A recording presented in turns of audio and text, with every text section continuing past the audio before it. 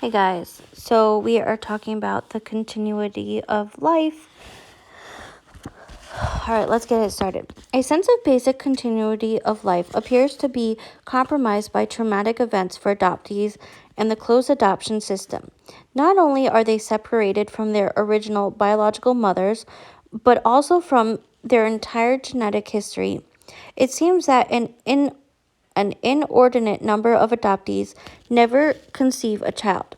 Perhaps a refusal or inability to carry on a heritage about which they have no knowledge. Birth mothers also have a high incidence of secondary infertility.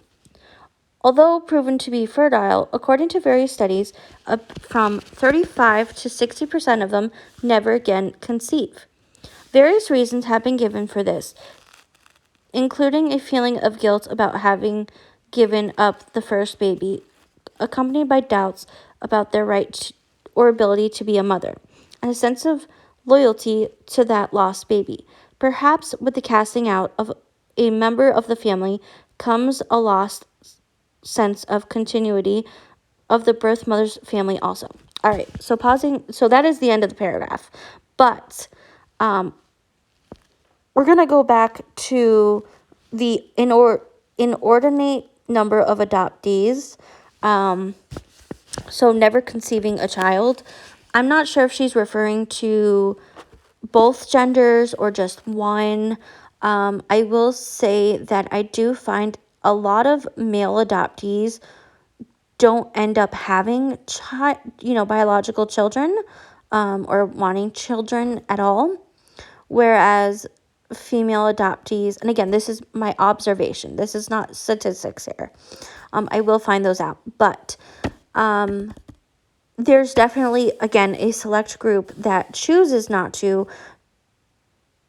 because of, they refuse to. Now, that's not to say that some don't have infertility. There absolutely are infertile adoptees out there, or there are, adoptees who are part of the LGBTQIA plus community, and a lot of them choose not to build a family, whether it's biological or not, because they know how they feel. And that is okay. I want to make it clear because, the whole child-free idea is not new, but it's definitely controversial to a lot of people. It seems like if an adoptee says, well, I choose to be child-free because X, Y, and Z, right? Because of their childhood or because, they went through all this, people understand. But if it's someone who's not and they choose to be child-free, they get all up in arms, right? Or if infertile people, have struggled and they choose to stop their journey to trying, or they're given other options like IVF and, surrogacy and adoption, and they're also saying, well, hey, guys, like, you need to chill. Like, it's not that simple, and it's actually very harmful to them. We still have a societal point of view, but we're not fully looking at it at all angles, right? So my focus as an adoptee is just, I feel like I'm screaming out at the mountaintops. It's traumatic. Stop doing this. It's human trafficking, which is all true, right? Like, if you look at all the stats and you look at all the evidence out there and, our experiences, yes, that's 100% true.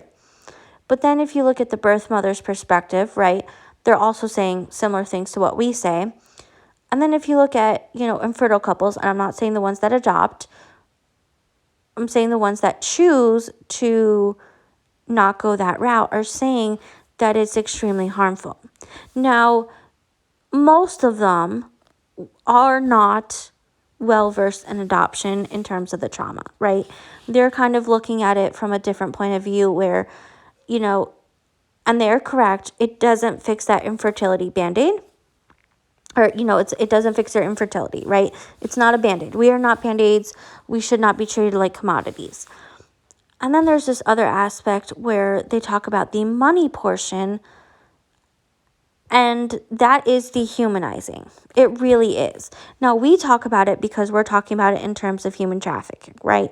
We're screaming at the mountaintops like, y'all need to stop with this idea because look at this. Like, this is exactly the problem. You know, you guys are equating our human rights to this money, and even so, we don't have as much human rights as someone who is biologically kept. So there's definitely some other aspects to it. Now there are some adoptive parents who are open and, you know, who've done their research, or they're, you know, sitting and listening to adoptees and birth moms and very open to the idea. And I love that. I really do. Even though I don't like that legal process, they are at least trying to do what is best for the child that is in their care, right? And I'm not going to say that it's going to be perfect by any means. You can be the best adoptive parent out there. You can do all the research. You can try to do everything possible, right? My adoptive parents did. That doesn't mean that they don't make mistakes. They absolutely do. But not only that, it doesn't diminish the trauma that we face. So just making all of that clear. Anyway, I will see you guys next time for the cause and effect.